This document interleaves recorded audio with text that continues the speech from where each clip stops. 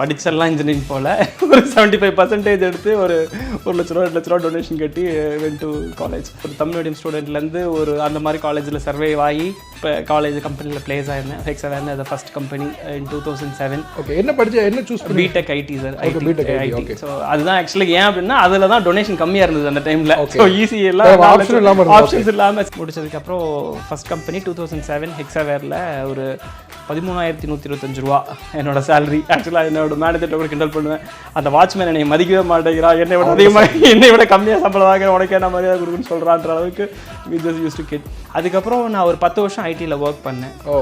அதாவது 10 வருஷம்னா ஆல்மோஸ்ட் ஒரு 10 கம்பெனியில். தட் டசன்ட் மீன் எனக்கு வந்து வேலை பிடிக்கல அப்படிங்கிறது கிடையாது. ஐ யூஸ்வலி என்னோட மைண்ட் செட்டே வந்து ஐ ஜஸ்ட் கெட் போர்டு. ஒரு வருஷத்தில் எனக்கு போர் அடிச்சிடும். ஒரு வேலையை நான் திருப்பி செஞ்சுட்டே இருந்தேன்னா எனக்கு ரொம்ப சீக்கிரமாக போர் அடிச்சிடும். எனக்கு வந்து சேலரின்னு எனக்கு ஒரு கன்சர்னே கிடையாது. I don't work for money. So I don't work for money, I get for my satisfaction. அவ்வளோதான். நான் 2017 என்னோட ஐடி வேலையை விட்டேன். என்னோட வேலையை ரிசைன் பண்ணும்போது என்னோட சம்பளம் ₹1,00,00,000 ஒரு இயர்.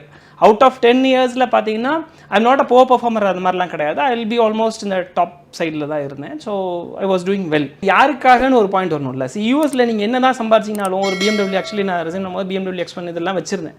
பட் நீங்கள் யார்கிட்ட போய் காட்டுவீங்க? உங்கள் ஃப்ரெண்ட்கிட்ட தான் காட்டுவீங்க மிஞ்சி போனால். You don't get the. இப்போ இங்கே ஒரு சொந்தக்காரருக்கு முன்னாடி ஒரு கெத்தாக இருந்தால் தானே ஒரு அது சம்பாதிச்சதுக்கு ஒரு அர்த்தம் இருக்குது. ஸோ அப்போ அதனால் I felt it's pointless. So எங்கள் அப்பா அம்மாவுக்கு சந்தோஷம், பட் இட்ஸ் பாயிண்ட்லெஸ்ஸாக இருக்குன்னு சொல்லிட்டு வித்தின் 3 days, அதாவது எங்கள் அப்பாவுக்கு வந்து June 10th they detected a cancer.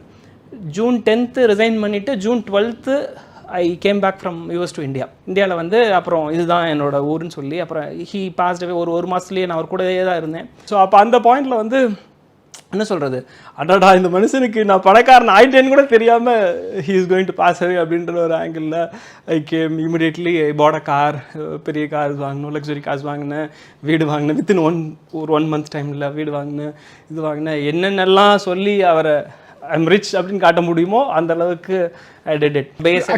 அந்த ப்ராடக்ட் என்ன இருக்கும் எனக்கு ரொம்ப கியூரியஸாக இருக்குது. ஒரு கைவினை பொருளுக்கு இவ்வளோ பெரிய மார்க்கெட் இல்லை. நான் சொல்கிறேன்ல, இப்போ நம்ம பார்க்குறோம்ல, இப்போ நம்ம பார்க்குற ப்ராடக்ட்ஸ் எல்லாம் கிடையாது, நம்ம யோசிக்கிற ப்ராடக்ட்ஸ் கூட கிடையாது.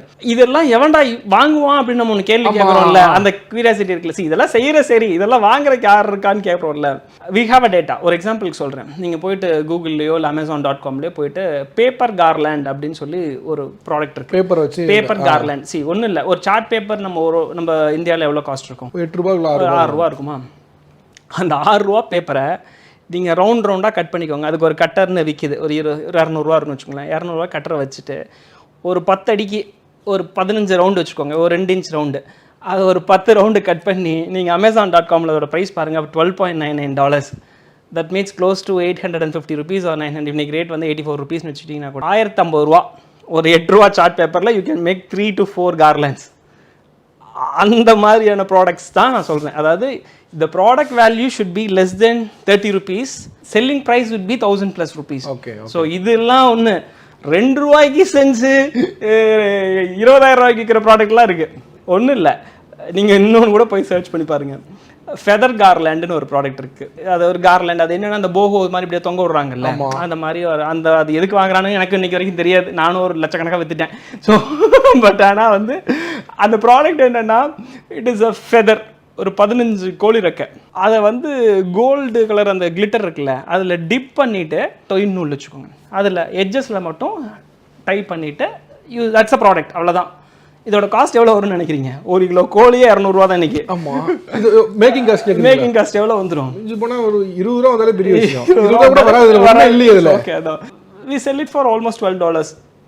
$12 $10 ஓ, இது பட் இது யார்? எனக்கு இன்னும் ஸ்டில் இது யார்? சரி, இது மாதிரி சொல்கிறேன். இது மாதிரி மொத்தம் அமேசானில் மட்டும் 30 crore ப்ராடக்ட்ஸ் லைங். அதாவது ஒரு கேட்டலாகிங்னு சொல்கிறோம்ல. இப்போ நம்ம போய் நினச்சி போனால் செல்ஃபோன் கவர் வாங்குவோம், ஆர் லைக் ஏதோ லோஷன்ஸோ ஏதோ எலக்ட்ரானிக்ஸ் ப்ராடக்ட்ஸ் தான் வாங்குவோம். நான் சொல்கிறது Amazon.comல